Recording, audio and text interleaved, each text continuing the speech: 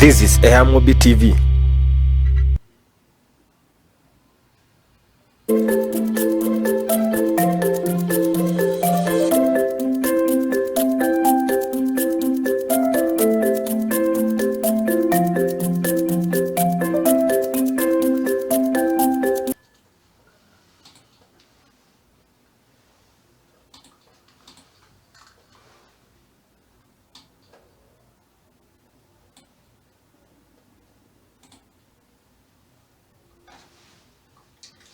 Na msamaji, wahenga walisema kwamba dua la kuku aliwezi likampata mwewe, na ndio kauli ambalo linatumika na mashabiki wa timu ya Everton kwa mashabiki wa timu ya Liverpool. Hii ni baada ya Everton kuweza kumcharaza mwana Liverpool magoli 2-0 siku ya Jumamosi, mtazamaji, na ni mechi ambazo tutakuweza kuangazia hapa ndani ya Dunia Viwanjani ukiwa na mimi nahodha JM Musango na mwenzangu Julius Omeka. Kwa hivyo siku ya leo tuko tayari kuhakikisha kwamba tunakupa yote ya kispoti, ikiwemo mechi katika klabu bingwa barani Ulaya UEFA Champions League, ambapo usiku wa leo timu ya Lazio itaweza kumwalika mwana Bayern, huku pia timu ya Atletico Madrid ikiweza kumwalika mwana Chelsea. Na tukianza tu Julius, tuanze na mechi ambayo iliweza kushangaza wengi. Wakati ambao timu ya Liverpool iliweza kucharazwa kwa mara ya 3 magoli 2-0 akiwa nyumbani Anfield. Pengine tukianza na mechi Julius, mechi hiyo ilitarajia kwamba huenda Liverpool wangeweza kupata kichapo ambacho waliweza kupokea. It is funny kuwa timu ya Liverpool tangu wapate signing ya yule player wao mzuri kabisa anaitwa Sadio Mane akuje pale Liverpool hawajawahi pata kupigwa wakiwa nyumbani. Lakini it is sad enough kuwa in the last 3 games Liverpool wamepigwa wakiwa kwao. Lakini kwa nini umesema hivyo? Kwa sababu Liverpool wamekuwa wakifanya vyema, lakini sasa hivi wameweza kushindwa mechi 3 mfululizo hapa. Na tukiangalia katika mechi, mchezaji Richarlison ambaye aliweza kufunga goli hapa, na alifunga goli la mapema sana. Huko pia Sigurdsson akaweza kupata goli la pili na goli la ushindi pale. Ni wakati ambapo mashabiki wengi wanazidi kuwazomea, ama mashabiki upande wa timu ya Everton wanazidi kuwazomea mashabiki wa timu ya Liverpool. Ndio maana tunasema kwamba dua la kuku alimpati moyo, kwa sababu wanasema jameni, mlitufunga, lakini hata nyinyi mtaona pale mbele. Pengine tatizo lilikuwa wapi katika timu ya Liverpool kuweza kufungwa? Nadhani sasa Liverpool wameshikwa na kitu inaitwa fatigue. Wako fatigued na kuna more injuries. Ukiangalia hii game ya weekend, the one of their best players ambaye alikuwa midfielder and captain akakuwa shifted kuja defense, na finally hii game aliweza kupata injury ambaye ni Henderson, captain wao. So nadhani injuries zimewalemea sana. Na pia kitu kingine ni forward yao siku hizi hawako accurate.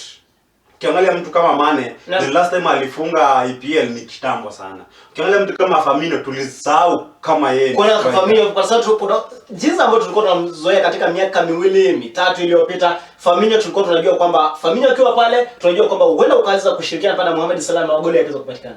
Kweli ni I think hiyo ndio kitu ambayo imewasumbua sana, na they need to get a solution to that. Na sikuelewa kwa nini player kama Minamino Takim alipelekwa loan, na naona pale kwa loan anafanya vizuri sana. Na hapa Liverpool strikers wao hawawezi fanya kitu yoyote. Na ni mechi ambapo tukiangazia timu ya Everton, wapi ambapo waliweza kuimarisha sana wakaweza kuwazidi hawa Liverpool, kwa sababu kuna wale ambao walikuwa wanasema jameni, ile penalty ambayo waliweza kupewa si penalty ambayo ilikuwa halali pale. Pengine ukizungumzia timu ya Everton katika mechi, nadhani Everton sasa hivi wana take their chances, na kitu walifanya ni ile kama Pep vile anafanya. Ukitaka kupiga timu kubwa unawanyang'anya mpira, na kitu kingine unafunga mapema kabla wa realize game inaanza. So hiyo ndio kitu ambayo Everton waliweza kutumia na walishinda Liverpool kwa urahisi. Na pekee kwa sababu nilikuwa nafuatilia hapa, na katika mechi Mohamed Salah hakuonekana, na ni mmoja wapo wale wachezaji ambao sasa hivi ni wachezaji ambao anaongoza katika ile ufungaji bora pale. Tukiangalia Bruno Fernandes aliweza kufunga wakati Manchester United walikuwa wanacheza dhidi ya timu ya Newcastle United pale, na anazidi kumkaribia. Kwa sababu nikiangalia ni magoli 2 tu yamesalia. Pengine Mohamed Salah form yake sasa hivi, nadhani ni si Salah ndio mbaya, ni timu ya Liverpool kwa totality yote ndio game yao iko chini, imeshuka. Na ile kitu nilikwambia pia inaitwa fatigue imewashika. Ni maplayer ambayo wamezoea kushinda. Sasa kupigwa kwao sasa wamekuwa surprised, wamekuwa pushed to the corner. Yeah. Na mtazamaji, na kama kuweza kutazama mechi kati ya Liverpool na timu ya Everton, magoli 2-0, mchezaji Richarlison akiweza kupata goli hapa na mchezaji pia Gylfi Sigurdsson akiweza kupata goli hapa na kuweza kuipa timu ya Everton ushindi wa magoli 2-0. Kama kuweza kutazama, hebu tazama. The bench. Expect James Rodriguez to play just behind him. Is Richarlison. Everton in front inside 3 minutes.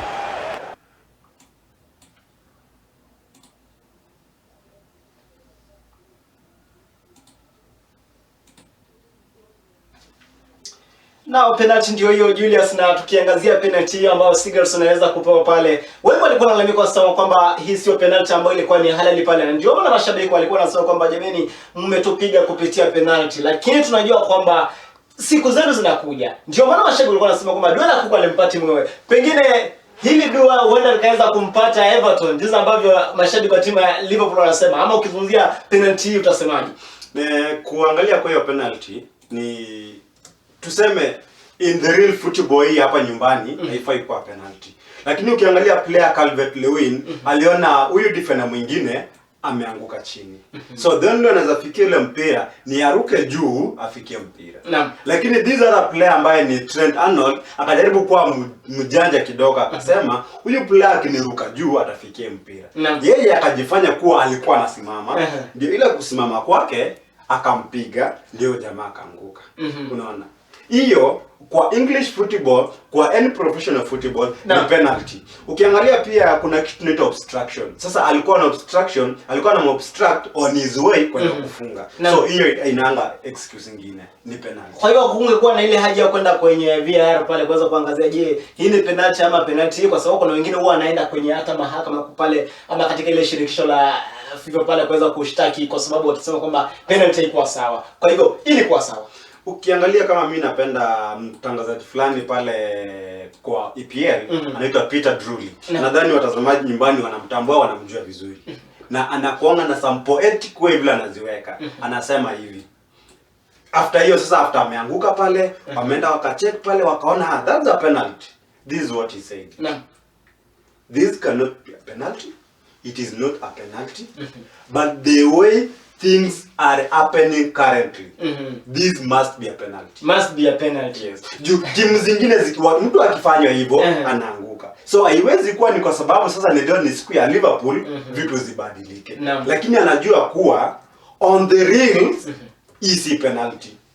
Lakini from what we see every day ni penalty. Kwa hivyo ikaisha hivyo. Ikaisha hivyo, na nadhani that was a clear penalty. Tuangazie ama kocha wawili, na nimekuwa nikihisi kwamba safari ya Jurgen Klopp ni kama Jurgen Klopp amechoka na timu ya Liverpool. Kwa sababu unapigwaje mara 3 mfululizo, wewe tunajua kwamba wewe ni champion pale na unapigwa. Siwezi sema kuwa Klopp ameshindwa. Kwa mara mingi naweza mtetea na ndazidi kumtetea. Huyu ni player ambaye ukiangalia the kind of players amecheza nao na akashinda. Kocha yani. Coach ni wale player amecheza nao kwa Liverpool ni wale wako world class. Na so far unaona anaenda kuwa miss. Nikiwa na mabeshte wangu pale nyumbani, mimi waambia hivi. The only player mwenye akikosa Liverpool, Liverpool watapigwa kila siku, anaitwa Fabinho. Hii season Fabinho amecheza 7 games. Kuna yule player ambaye alikuwa top 3 kwa ile competition ya Ballon d'Or. One of the most precious award player anaweza shinda kwa hii dunia. Van Dijk. Hajacheza, sidhani kama amecheza game yote. Ako na injury. So, huyu ni coach ambaye amekosa his best players.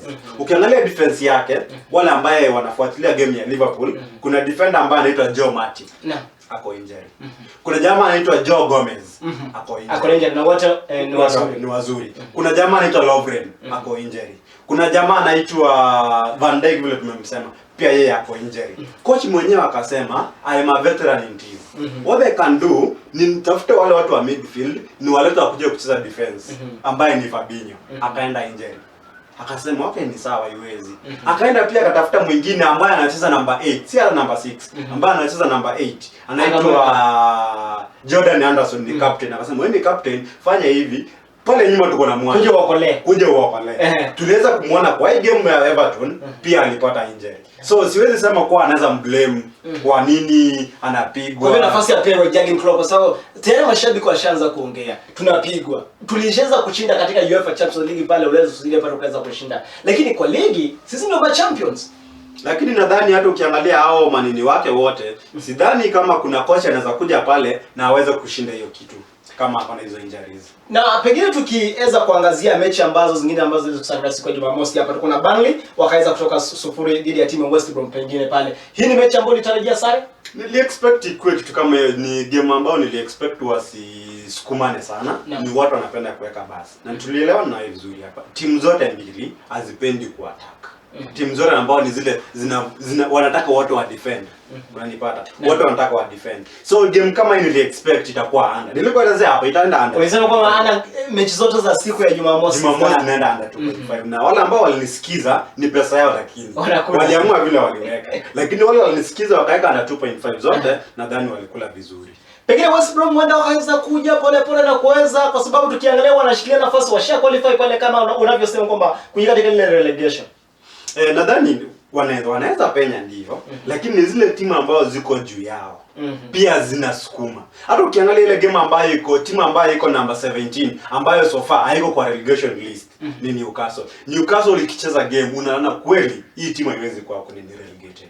Tumwangalie huyu mwana Fulham anaweza kupiga mwana Sheffield United goli 1-0. Na Fulham tumemwona mara kwa mara akiweza kupata sare pale. Sasa hivi nadhani kwamba ameandikisha ushindi mara 3 kwa mechi kama 5 ambazo ameweza kucheza. Na mechi pengine Fulham huenda akaweza kusurprise watu wengi sana na kuweza kurudi katika ligi. It's possible anaweza rudi. Unajua ni timu ambayo ilienda ikanunua almost the whole squad. Ikawaleta pale.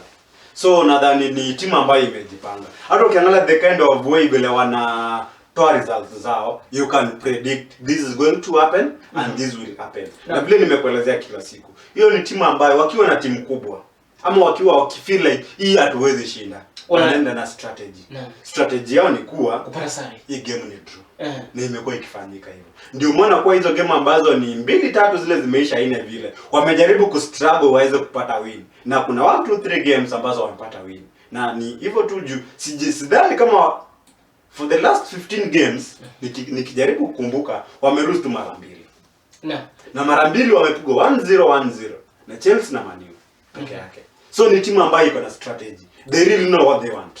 Na pekee kwa sababu timu ya Sheffield United ni timu ambayo pia tuliiona kwamba ikingangana pale iliweza kumpiga huyu mwana Manchester United pale, ikaweza kutoka sare na timu kubwa pale. Pengine Sheffield United wakati umefika wao kuweza kukata tamaa na kuachana ligi kuu nchini Uingereza na kuanza kufikiria kuhusiana na championship.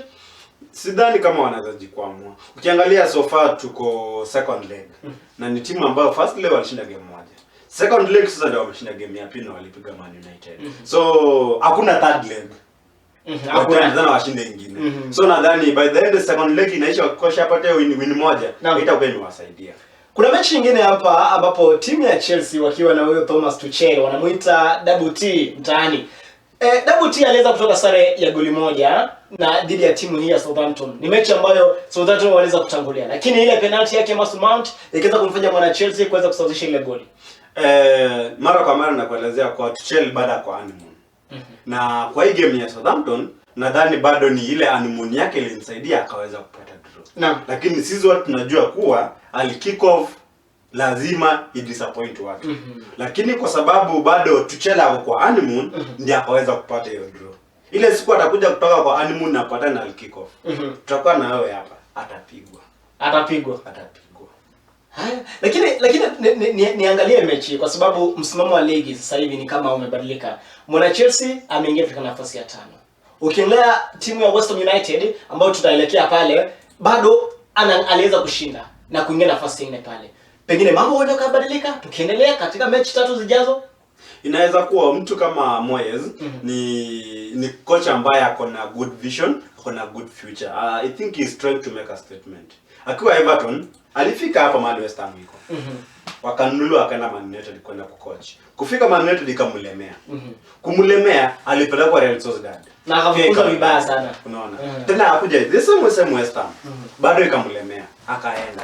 Aliporudi sasa vile tunamuona hapa, I think he is now making a statement. Anawaambia kuwa si kupenda kwangu kufanya kile kitu unaona afanye. Hii timu iko mbaya, lakini nikipata timu nzuri imejipanga vile nimepata hii West Ham iko hivi, naweza wapatia anything you need.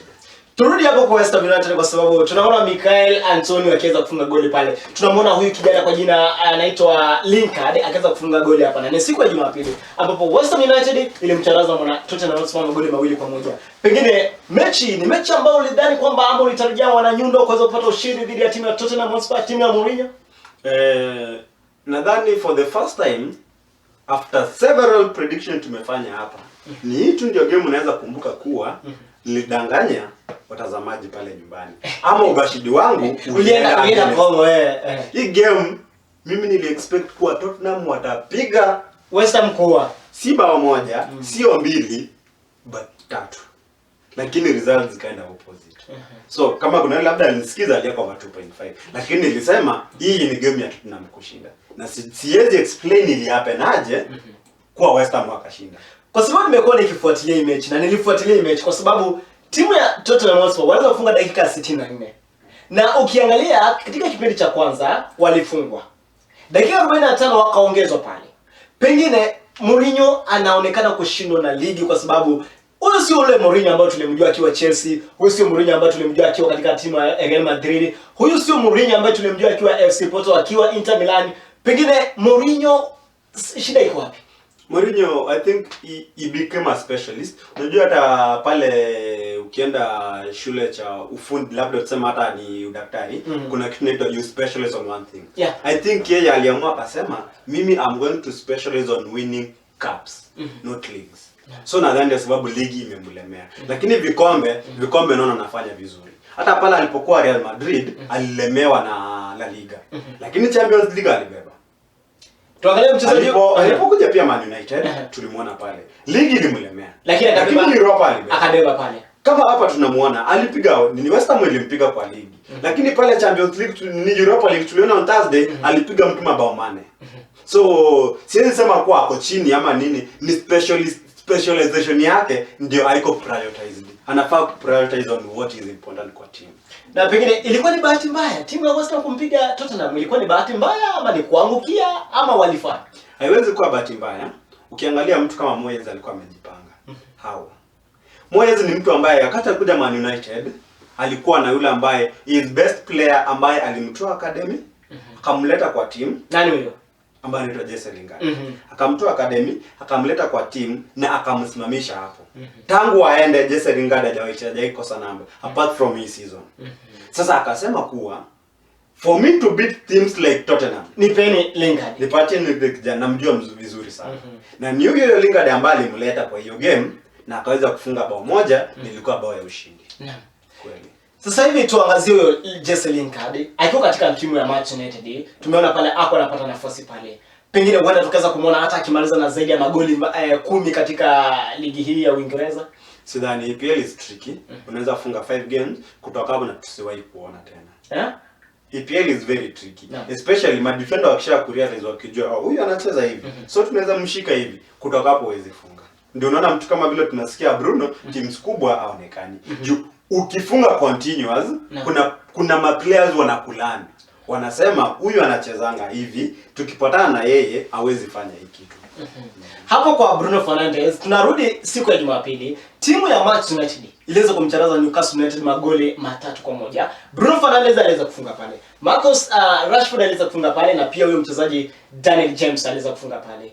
Pengine ni mechi ambayo ulitarajia kwamba timu ya Manchester United wangepata kwa sababu nadhani kwamba wakati tulikuwa hapa juzi tulisema kwamba hii ni mechi ambayo ilikuwa ni ngumu sana kwa Manchester United. Lakini wajiza ambao walicheza ilionekana kuwa rahisi baada ya kuweza kupata yale magoli.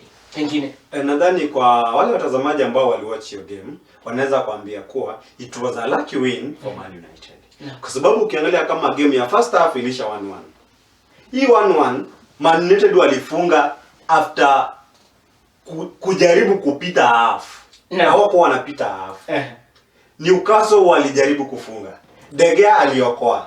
Sio moja, sio mbili, na nadhani sio tatu. Hiyo ni first half pekee yake tukiongelelea. Ndio Man United ika cool down, ikakuja kupata hiyo bao moja ya bahati. Naam. Si bao ya serious ama bao ambayo ilipangwa. Ilikuwa ya kibahati. Kipindi cha pili?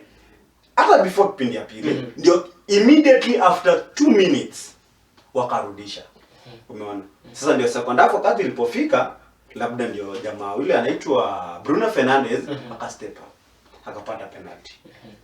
Na penalty hiyo nimekuwa nikiangalia, ni penalty ambayo na tunaweza kuiangalia hapa. Penalty ambayo nadhani kwamba jinsi ambavyo waliweza kupewa si penalty halali hiyo. Kitu naweza ambia watazamaji, wewe siwezi kuelezea. Naam. Naweza niambia watazamaji. It is a penalty wakati inapewa Man United. Naam.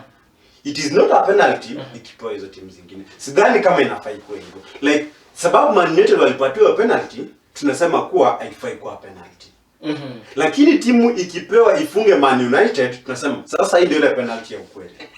Na mtazamaji, ni mazungumzo yake Mwite Julius Omeka ambaye ni mchanganuzi wetu na pia ni shabiki wa timu ya Manchester United. Kama uko kutazama mechi hiyo, mechi kati ya Manchester United na timu ya Newcastle United, kuna penalty hapa ambayo na kidogo tu haikunifurahisha sana. Kwa hivyo kama uko kutazama, hebu tazama mechi hiyo. PFA Premier League Player of the Year. Nadhani ashachukua. Ashachukua hiyo. Ashachukua. Tuangazie somo huko katika timu ya Manchester United. Timu gani ambayo EPL inaweza support? Mfano tu. Sijawahi chukia Liverpool. Liverpool sasa. Lakini ile chuki ambayo iko in football ni Man U na Liverpool. Lakini mimi sijachukia Liverpool. Kwa hivyo ni case kama Man United wapo au kwa Liverpool. Mimi niko kwa Liverpool. Kama mimi Chelsea iko niko Arsenal. Arsenal waligongwa goli 1-0.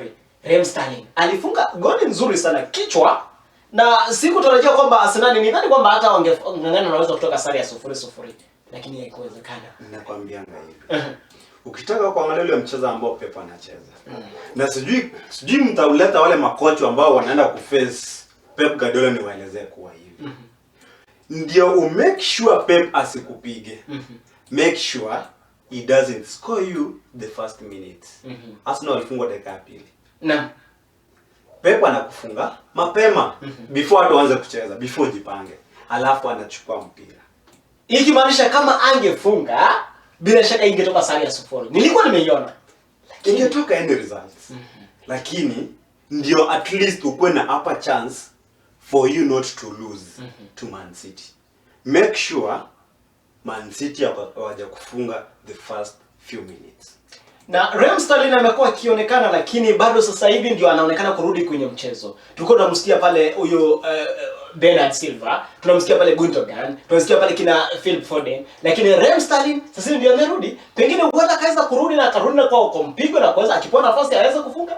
Kuna maplayer ambao mimi wanawatambua ikikuja kwa game kubwa. Sasa kama hii ni game ile moja tunaweza sema game kubwa, game ya Arsenal na Man City. Hiyo ni game kubwa. Kwa hiyo game, ile player ambaye unaona akitokea hapo ni player ambaye anaitwa Raheem Sterling ama Granit Xhaka. Ingekuwa ni Arsenal wameshinda, yule mtu ungemwona hapo ni Xhaka. Lakini ikiwa ni Man City, huyo ndio tumemuona. Na ni yeye tungetarajia sana. Kweli.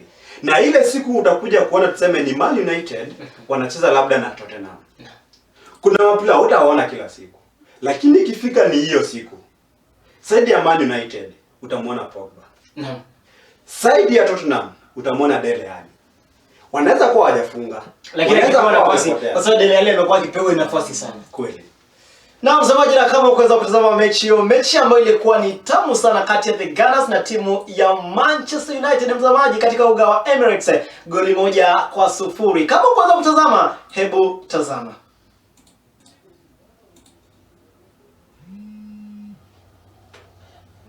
Eighth goal of the season, and City in front already, and it's a pleasure to watch them at the moment.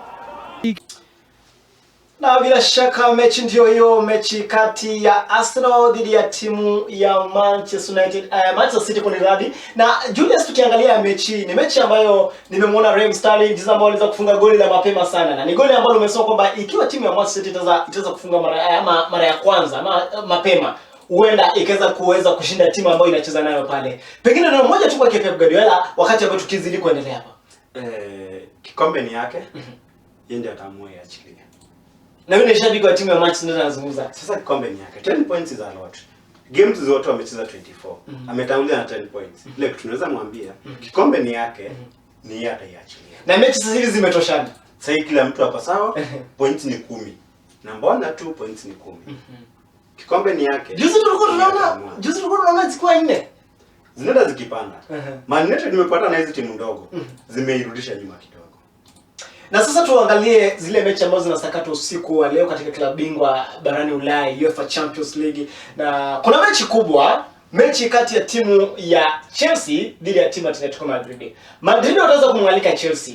Lakini ni mechi ambayo nikiangalia, mechi ambayo huenda ikakuwa ni ngumu sana upande wa timu zote mbili. Kwa sababu Chelsea wanataka kudhihirisha kwamba, ama Tuchel anataka kudhihirisha kwamba ana uwezo. Lakini ukimwangalia Atletico Madrid, Diego Simeone yuko pale, anataka kuingia katika angalau aweza kuingia katika semifinali kwa mara ya kwanza, kwa sababu miaka imepita na amekuwa hajawahi ingia katika zile semifinali pale. Tukiweza angalia timu ya Atletico Madrid, it was a good team season ikianza.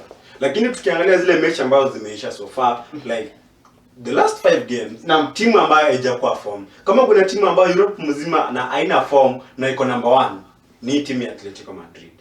Na timu ya Chelsea bado tunasema Tuchel ako kwa honeymoon. Na hapa Chelsea anashinda. Chelsea anashinda. Hapa Chelsea anashinda. Magoli mangapi kwa mfano, kwa sababu na magoli mangapi hapa? Sababu Atletico Madrid iko na kijana anaitwa Suarez.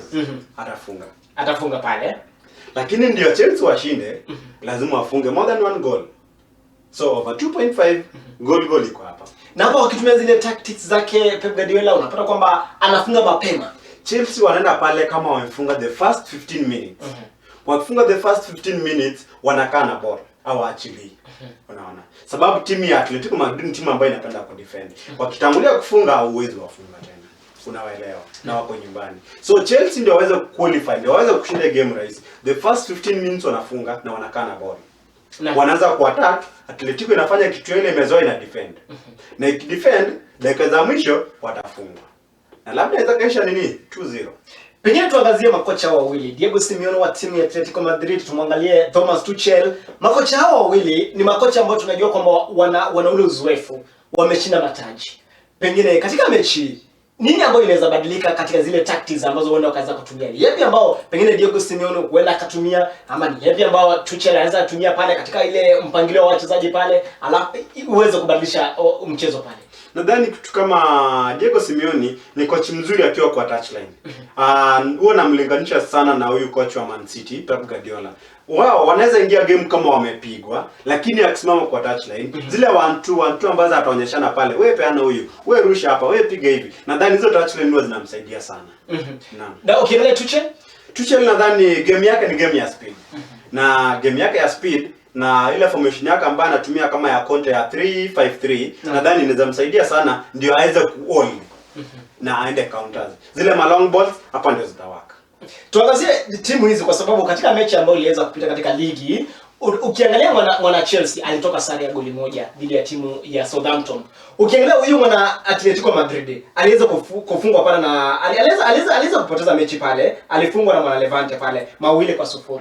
Pengine hii ni mechi ambayo timu zote ama zilikuwa zinataka kuweza kuonyesha kwamba zinajiandaa katika hii klabu bingwa barani Ulaya, UEFA Champions League Jumanne hii. Inakuanga hivyo kweli. Zile timu ambazo zinacheza Champions League, weekend inafuata ama weekend kabla hiyo lazima zipigwe. Kwa mfano tunaweza ongelelea PSG. Walicheza Champions League last week.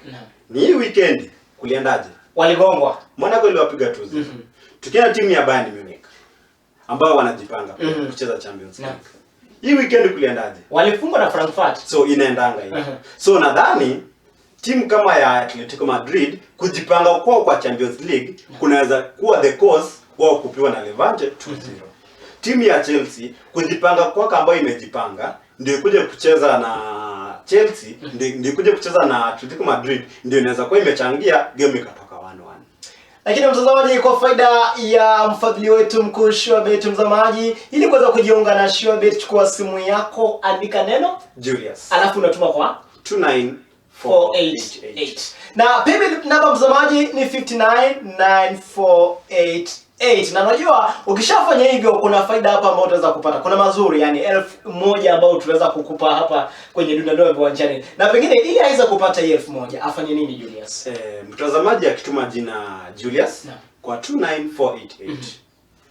a deposit pesa, ila ataweka ni mfuko wake utaamua. Hatuwezi mwambia kuwa anaweza weka 150, lakini yule ambaye atawekeza na pesa mingi ni yeye ndio tutaward 1000 Kenyan shillings. The last time tukiwa na wewe hapa nikasema vizuri. Naam. Yule mtu atawekeza na pesa mingi ni huyo ndio tunaward. Hata kama amewekeza na timu imemwangusha pale. Hata kama ameweka na pesa kidogo. Sasa kama hapa anaweza angalia yule ambaye aliweka this round aliweka na 600 Kenyan shillings na kidogo tu nichukue namba yake ni 0795 ikaisha na hizo namba zingine, alafu namba za mwisho ni 070 pale kweli. Na huyu jamaa anaitwa Alberto Onyango. Alberto Onyango jina ngumu. Alberto Onyango ni kama ni Spanish. Na Onyango anakaa pande gani pana? Onyango Kiamunyu. Nadhani Kiamunyu pale. Kuna rafiki zangu ambao wanapenda siasa sana pale na huwa tunakutana pale na nadhani kwamba Onyango anakuanga pale. Inaweza kuwa ni hapo. So akiangalia kwa account yake sasa hivi ana login kwa surebet.ke.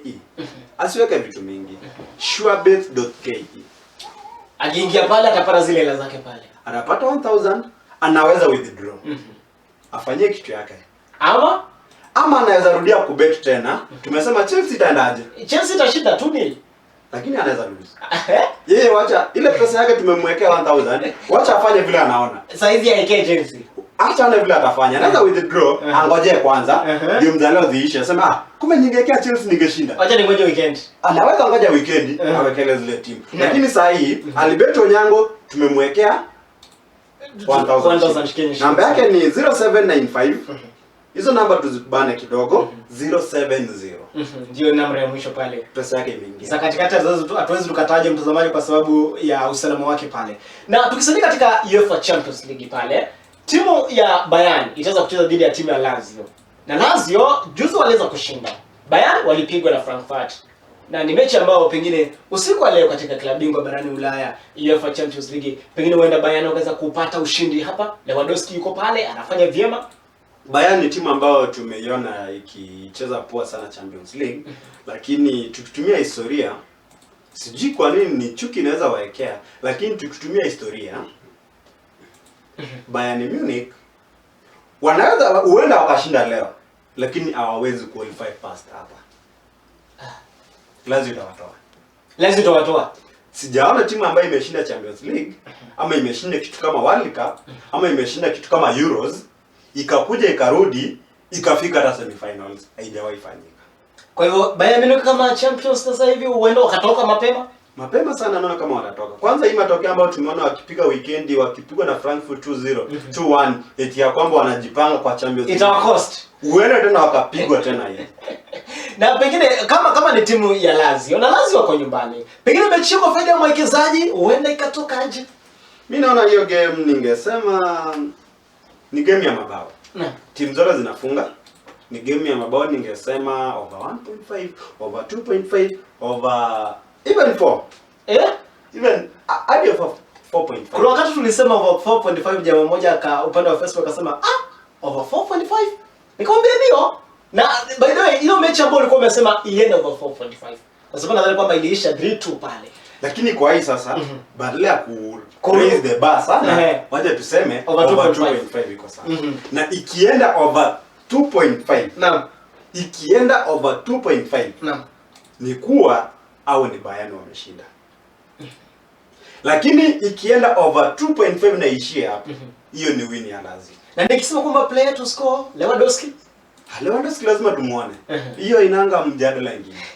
Lewandowski lazima tumuone pale. Julius, tuangazie tuachana na klabu bingwa barani Ulaya, sasa tuangazie mechi katika Serie A pale huko Italia. Na AC Milan waliweza kupigwa. AC Milan wanashika nafasi ya pili pale. Walipigwa na Inter Milan magoli 3-0. Lukaku akifunga, Lautaro Martinez akiweza kufunga magoli 2 hapa. Pengine hii ni mechi ambayo sasa itaonyesha yule ambaye ataweza kubeba taji. Kawaida na it happens like that. Ukipata timu iko na only one player inategemea. Na timu ya AC Milan mahali wako saa hii wamekuwa wakitegemea player Ibrahimovic, Zlatan Ibrahimovic. Na kwa sasa form yake ikishuka ama akipewa red card ama akikosa mechi, uwezo waona tena. So nadhani mkitegemea player mmoja vile ambao tumeona AC Milan mkakitegemea player mmoja, ile siku ambayo mtamkosa, mnapatana kichapo kama hivi. Na kijana mdogo Lautaro Martinez ni player mzuri. Anacheza namba 10. Mimi kabla nijue kuwa kuna Bruno Fernandes, ulikuwa shajua hivi. Tafadhali sio tulete Martinez akuja acheze pale Man United. Lakini kwa sasa popote ataenda, nadhani Barcelona amdai. Mimi nitakuwa shabiki wake, acha tu aende. Nadhani pia nitakuwa nikiweza kuomba ule uongozi wa Chelsea kuweza kumuita Lautaro Martinez kwa sababu mchezaji ambaye nikimwangalia mchezo wake unaendana sana na timu ya Chelsea na akitumika sana na kocha ambaye anamfahamu ama kocha ambaye ako na uzoefu pale. Lakini kumbuka tamaa ni mbaya. Kwa nini? Lautaro Martinez anacheza namba 10. Namba 10 mko na kijana mzuri anaitwa Mount Mason. Kijana ambaye amewaokoa si mara moja si mara mbili. Kwa mfano hii weekend kama si yeye amngekuwa mahali. Mko na mwingine anaitwa record signing fee. Namba 10 anaitwa Kai Havertz. Mko na yeye pale. Tunataka wote. Wacha na huyo. Ni juzi tu mmenyang'anya Everton their best player. Naam. Ross Barkley. Mkamleta pale, mmempeleka loan. Mnataka Martinez mfanyie nini? Tumpeleke loan. West Ham United. Sasa unaona sasa, wacha tamaa. Wale mko nao they are the best. Tunawatumia hao. Tumia hao. Na tuangalie katika mechi nyingine, Atalanta iliweza kumpiga Napoli magoli 4-2. Atalanta. Ni timu ambayo unajua kwamba unaitambua sana. Atalanta mimi ile siku niliona wakicheza Champions League. Nikaona wameenda mpaka semi-finals. Nikajua kuwa hii ndio timu ya kuangalia. Na nilipoona tumewanyang'anya jamaa anaitwa Amad Traore. Nikajua hawa ni timu nzuri. Na kupiga mtu mabao 8. Nadhani ni a good sign kwa hata Champions League hii wako sahihi. Bado watasonga. Na kwa nini? Kwa sababu Napoli walikuwa tuliwaona pale Europa wakaanza kushinda pale. Atalanta hapo walilemewa. Pengine Napoli katika kwa sababu ukiangalia katika msimamo wa ligi wako mbali. Hawajakaribia ile nafasi ya kwanza, ya pili, ya tatu pale. Pengine katika mechi zijazo Napoli huenda tukaona mahali. Unajua inafikia wakati timu nzuri inakuwa na players wanagoma. So inaweza kuwa hapa Napoli kuna ule mgomo unaitwa cold war, mgomo wa baridi. Inaitwa mgomo wa baridi nadhani unakimanya Kiswahili. Na mgomo ni mbaya sana. So nadhani ukiangalia pale Europa waliweza kupigwa mabao 2 na Granada. Game ambayo sisi wenyewe hapa tulisema kuwa Napoli itashinda pale. Na wakapigwa na Granada 2-0. Hapa tumeona weekendi wameweza kupigwa na Atalanta 4-2. So inaweza kuwa kuna uliona wacheza timu ikiweza kufunga mabao 2 ni timu ambayo iko na uwezo. Kuna shida. Ni timu ambayo iko na uwezo wa kushinda. Lakini ndio waweze kufungwa more than zile wamefunga ndio washindwe na maanisha inaweza kuwa kuna mgomo wa kibaridi pale. Hakuna mtu ambaye na pengine wanaweza kuwa wanamgomea yule kocha ama wanagomea ile management pale. Lakini sana sana kocha kwa sababu wachezaji wengi wakianza kumgoma pale unapata kwamba sana sana ni kocha pale. Huenda ikawa ni. Akishaenda unapata kwamba wanaanza kushinda pale. Na timu inashinda continuous. Tuangalie msimamo katika ligi hii ya Serie A. Na ukiangalia Inter Milan wamecheza mechi 23. Wako na alama 53. AC Milan mechi 23. Wako na alama 49 hapa. Nafasi ya tatu ni AS Roma. Tumeona wamepigwa. Na ukiangalia katika AS Roma hapa mechi 23 wanashikilia wako na alama 44. Nafasi ya 4 wanachukua hawa wana Lazio ambao wanacheza usiku wa leo. Wamecheza mechi 23, wako na alama 43. Kisha wa mwisho hapa ni Juventus. Timu yake Cristiano Ronaldo wanashikilia nafasi ya 5 pale wakiwa na alama 21 ama wamecheza mechi 21 pale na alama 42. Nadhani kwamba wanashikilia nafasi ya 6 pale. Na huyu mwana Juventus amekuwa akifanya vyema, lakini sasa hivi kunakuwa na tatizo pale. Ila huenda akaweza kushinda hizi mechi 2 na kuweza kuingia katika ile nafasi kwa sababu akishinda mechi 2 atakuwa na alama 48. Huenda tukaweza kumuona Juventus katika ile nafasi ya top 3 pale. Kwa football tunasema anything can happen. Na tunaweza sema kuwa Juventus watashinda hizo game 2 na wasonge. Lakini don't be surprised, anything can happen in football. Wanaweza pigwa hizo game zote 2. Zote 2 na nadhani kwamba anaweza pigwa sababu huenda Cristiano Ronaldo akaweza kuiokoa pale. Na tukiangalia katika UEFA Champions League waliweza kupigwa pale. Ni mechi ambao wako wanatarajia. Kwa hivyo huenda wakaanza sasa kurudi kuweza kuconcentrate na ligi kuu nchini Italia. Nadhani ukiangalia timu ya Juventus imeanza kuwa na ile syndrome ambayo yuko AC Milan. Wanategemea player mmoja. Na mimi ile kitu naweza tuma my personal email, my personal message kwa ile management ya Juventus ni kuwa tafadhali Cristiano wacha aende. Wacha aende ndio kukue na balance kwa timu. Unaona ni mwanzo wa Cristiano kukuja ndio tukaona wakaweza kuuza their best midfielder anaitwa Pjanic. Wakamuuza. Unaona. Ndio tuliona kufika kwa Cristiano pale wakaweza kuuza their best midfielder anaitwa ile kwa jamaa pale nimemsahau jina kidogo ambaye alikuwa ameweka nywele. Nimemsahau but Arturo Vidal. Yule jamaa yule bonge yule. So nadhani it's high time wakauze Cristiano Ronaldo kwa sababu of course ameinua Juventus. Ameinua kivipi? Kwa sababu ameweza kuwapa mataji pale. Na jina yenyewe. Kwanza mchezaji kama Cristiano Ronaldo akiweza kuchezea timu yako, umeinua jina tena. Tukiangalia hata hapa nyumbani, hatuko tunaona mchezo wa Serie A kwa TV.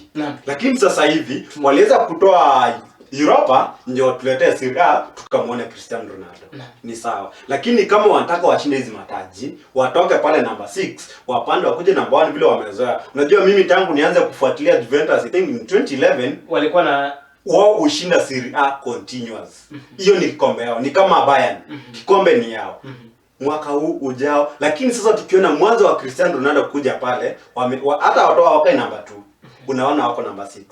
So the best thing wanaweza fanya ndio wajikwamue pale ni wanaweza achilia Cristiano Ronaldo maana tunamdai.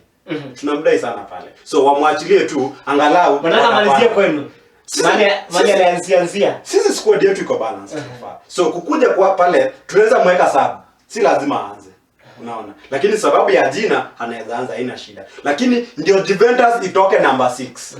Ndio isikuwe inategemea. Unajua kama ball ikipatikana, ukipata ball kama wewe ni midfielder, ukipata ball ndio ikue bao.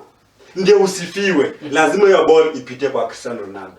Na kila defender anajua kuwa ile ball yule jamaa ako nayo pale itaenda kwa Cristiano. Umenipata? So inakuwa ngumu sana kwa Cristiano kuweza kufunga. Na Cristiano asipofunga as the only player pale kwa Juventus wa kufunga, so unapata Juve hawawezi kashinda. Kwa hiyo inamaanisha kwamba Chisel ambaye yuko katika timu ya Juventus ametosha sasa kuchukua nafasi yake Cristiano Ronaldo. Kwa sababu juzi tuliona akifunga magoli mawili peke yake. Juventus ifai kuwa timu ya mtu mmoja, ya player mmoja. Ni timu ambayo inafai kuwa na kila mtu. Nakumbuka pale mlipouza jamaa anaitwa Cuadrado ambaye alikuwa na apart number pale Chelsea. Alikuwa mzuri sana. Alikuwa mzuri. Alipoenda Juventus ni player ambaye ulikuwa unapata some games ana step up. Unamuona. Walikuwa na jamaa anaitwa Douglas Costa. From nowhere ana step up. Sasa that is our team should be. Ufai kuwa na player mmoja. Mmoja unategemea wewe. Kweli, ndivyo ndio shida iko pale Juventus. Tukimaliza dunda viwanjani siku ya leo, pengine Julius utaambiaje wale mashabiki ambao wa klabu bingwa barani Ulaya, yani mashabiki sugu wa UEFA Champions League. Leo Chelsea na Atletico Madrid. Neno moja tu kwa mechi ya leo. Over 2.5. Tuangalie Lazio na huyu Bayern. Over 2.5. Na pengine sasa kwa sababu tunamaliza over 2.5, lakini mimi nisema kwamba huenda Lazio jinsi ambavyo ulisema kwamba wakaweza kushinda, lakini wakashinda katika ile awamu, hata washinde katika wakiwa huko Bayern. Lakini leo washinda. It's possible watashindwa na nimekwambia tukiwa na over 3.5 itakuwa ni Bayern wameshinda. Na mtazamaji, umesikia ni uchanganuzi wake mwite Julius, na tunasema shukrani sana kwa kutazama Airmobi TV dunda viwanjani. Umekuwa nami nahodha JM Musango na mwenzangu Julius Omeka. Hadi siku nyingine, kwaheri.